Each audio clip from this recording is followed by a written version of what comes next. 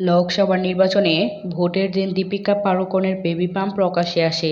সম্প্রতি নিজের প্রসাধনী ব্র্যান্ডের হয়ে প্রচারে বেরিয়েছিলেন অভিনেত্রী, আর সেখানেই মাতৃত্বের দ্যুতি ছড়িয়েছেন তিনি। মায়েদের ক্ষেত্রে প্রেগন্যান্সি গ্লো শব্দটি বেশি পরিচিত। মাতৃত্বকালীন সময়ে মেয়েদের চেহারায় যেই উজ্জ্বল্য আসে, দীপিকা পাড়ুকোনের সম্প্রতি উপস্থিতি যেন তারই মূর্ত প্রতীক। নিজের প্রসাধনী ব্র্যান্ডের হয়ে সম্প্রতি প্রচারে হলুদ রঙা প্লিটের ড্রেসে দীপিকাকে দেখাচ্ছিল সূর্যমুখী ফুলের মতো। সোশ্যাল মিডিয়ায় ফটোশুটের বেশ কিছু ছবি পোস্ট করেছেন অভিনেত্রী, আর তা রীতিমতো ভাইরাল।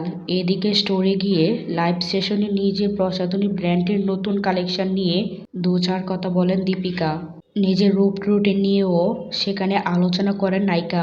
দিন কয়েক আগে ভোট দিতে গিয়ে ট্রোলারদের নিশানায় পড়েছিলেন দীপিকা। তার বেবি পাম্প নাকি নকল, এমন অভিযোগ আনেন বেশ কিছু নেটিজেন।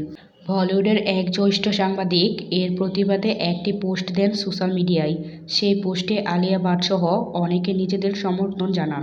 দীপিকা নিজে যদিও এ নিয়ে কোনো মন্তব্য করেননি। গর্ভাবস্থাতেই তিনি সিংহাম এগেনের শুটিং করেছেন। সেপ্টেম্বরেই আসতে চলেছে তার সন্তান। দীপিকাই প্রথম নন, এর আগে আলিয়া ভাট, কারিনা কাপুর খান সহ অনেক নায়িকাই অন্তঃসত্ত্বা অবস্থায় ছবির কাজ করেছেন। বিজ্ঞাপনে প্রচার করেছেন চুটিয়ে।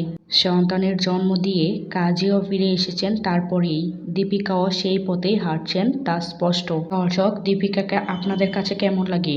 দীপিকা ও তার অনাগত সন্তানকে আমাদের পক্ষ থেকে অনেক অনেক শুভেচ্ছা ও অভিনন্দন।